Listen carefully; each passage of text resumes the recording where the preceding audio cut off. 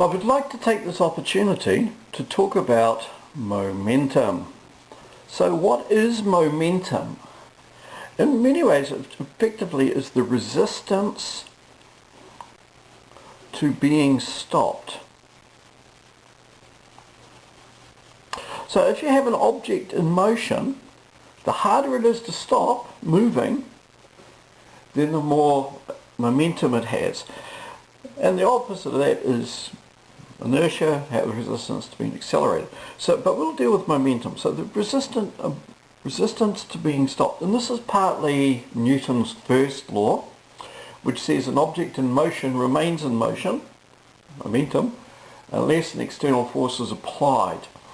So momentum, for some reason we use the symbol little p, and I'll put a little twiddle in there because it's a vector, is equal to two things. It's related to the mass of the object, mass, and which is measured in kg. It's also directly related to the velocity of the object, velocity, and meters per second. So the momentum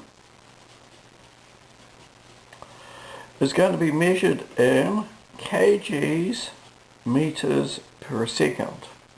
We don't have any flash unit for them. Occasionally I call them chucks after Chuck Norris, but that's just a joke. But normally it's kg meters per second.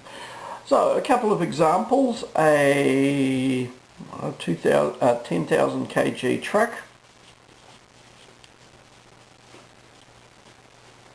travels at 25 meters per second. What is the momentum?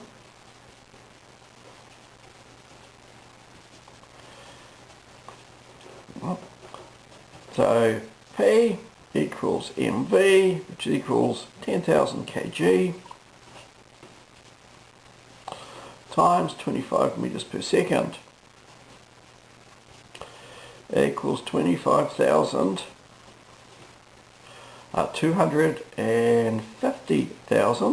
kgs meters per second.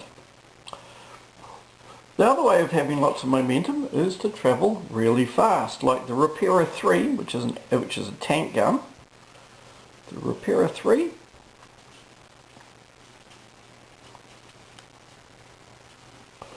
fires a 3 kg shell. It actually probably weighs a lot more than that. I don't know how much it actually weighs. At 2,000 meters per second. What is the momentum?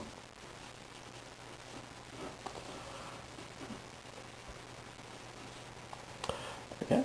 So what we're going to do here is P, so draw a picture. Got the picture on the other one, smoke coming out here, Rapira 3 shell. Write down, we know mass is equal to 3 kg, equals 2,000 meters per second.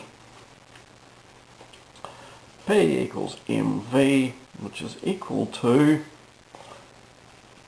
3 kg times 2,000 meters per second, which equals 6,000 kg meters per second. 6,000 kgs meters per second.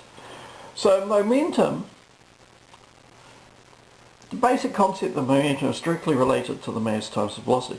But the thing about momentum is we can use it to solve lots of problems, especially to do with collisions where you have two objects which collide. So next video we'll start with dealing with collisions and conservation of momentum. Okay.